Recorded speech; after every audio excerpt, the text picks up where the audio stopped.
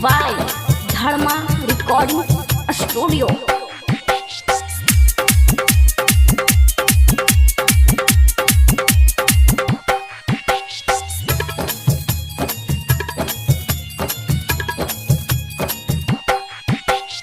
Mix by DJ Mukesh खटो का गाना। हाय जी बनी के तू दुल्हन के बेटी जई भी ससुरबा। बनी के तू दुल्हन के बेटी जई भी ससुरबा। और रहन तू पिया जी के घर बे। हाय हाय हाय बनी के हम दुल्हन के अम्मा जई ससुरबा। बनी के हम दुल्हन के अम्मा जई ससुरबा। रहबो हम पिया जी के घर बे।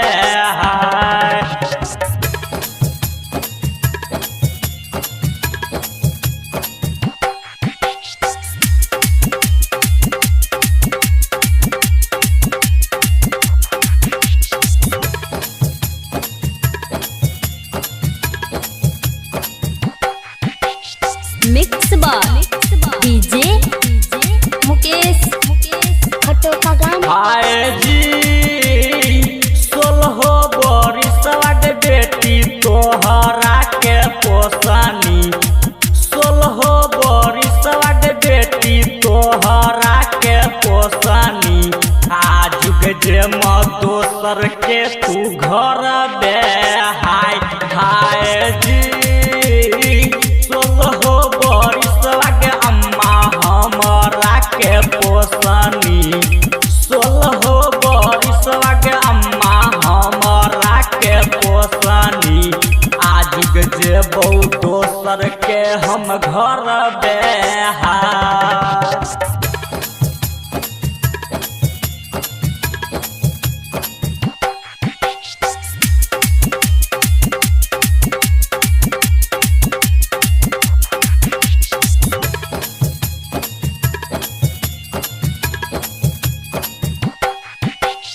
मिक्स बाय DJ मुकेश खटो का गाना। हाय जी मिली जुली तू गे बेटी रही हन ससुरबा। मिली जुली तू गे बेटी रही हन ससुरबा। करी हन नहीं तू गोतनी से झगड़े। हाय हाय जी मिली जुली हम गे अम्मा रहबौ ससुरबा। मिली जुली हम गे अम्मा रहबौ ससुरबा। करबौ नहीं हम के करो से झगड़े। हाय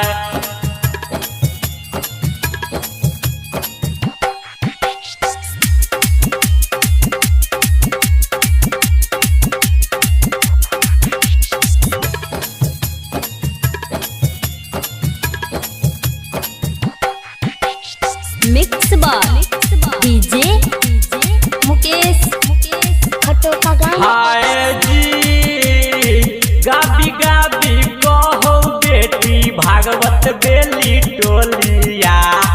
गाबी गाबी कहो बेटी भागवत बेली टोलिया। लिखै छौ राइटर लालू भैये। हाय हाय जी गाबी गाबी कहो अम्मा भागवत बेली टोलिया। गाबी गाबी कहो अम्मा भागवत बेली टोलिया। लिखै छौ राइटर ला